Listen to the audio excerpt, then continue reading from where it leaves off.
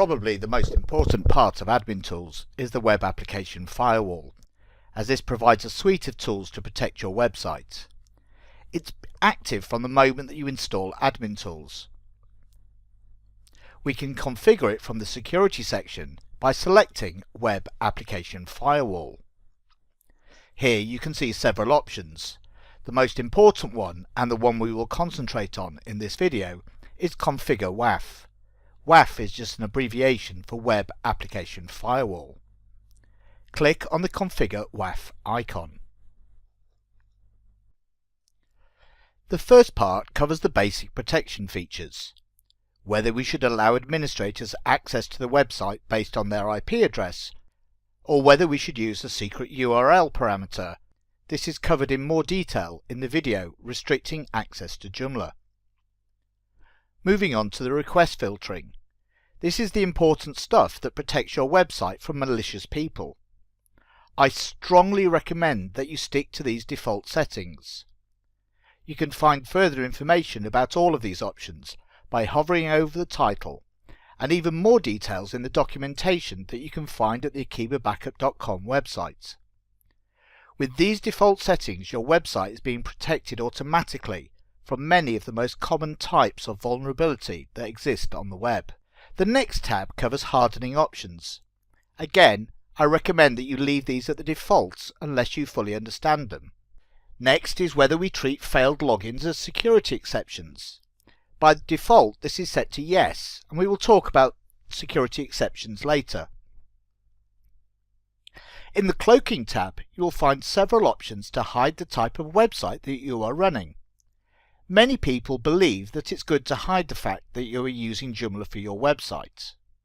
There are many ways you can identify that a website is running Joomla, one of which is the meta generator tag.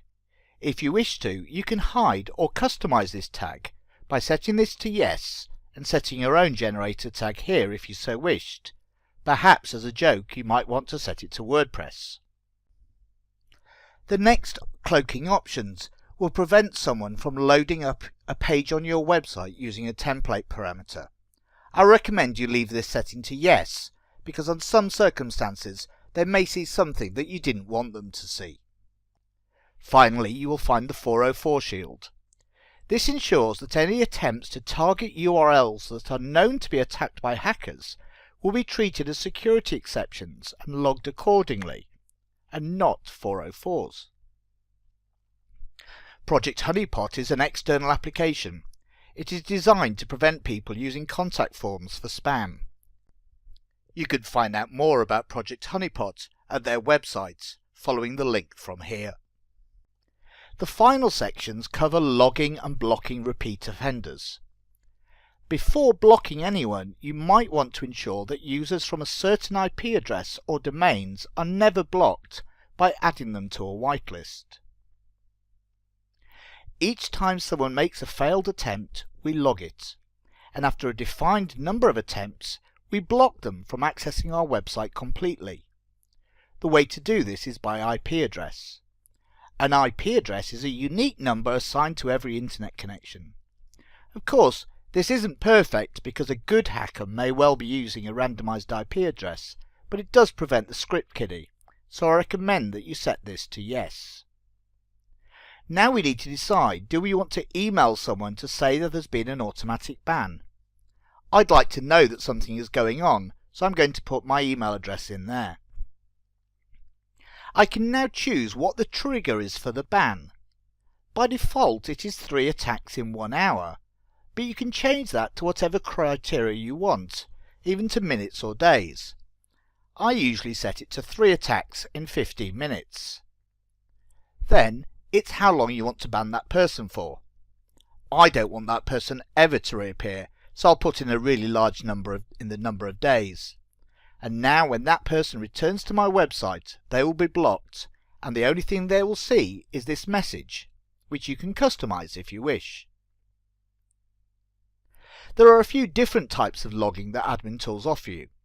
The first one is less of a security issue and more of a tool to help you debugging a code error, although it can also indicate a site under attack. If you enter your email address here, then you will be notified with further details whenever there is a PHP error. Next, it is possible to add a note for every single user to store the IP address that they used when they signed up. You may need to log this for regulatory purposes. If so, you should enable this. Now is the main one, which is logging the security exceptions. Obviously we want to log them, so this should remain set to yes. Again, we can choose to send an email on every single security exception. If you want to apply this, just enter your email address here. Personally, I don't bother setting this, as there can be quite a lot of exceptions. They just mean someone has tried and failed.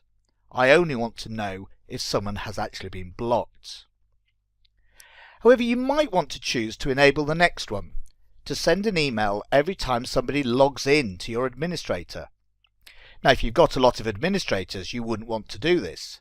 But if you are the only one and somebody is able to log in, then that's a big security issue, and I'd want to know about it.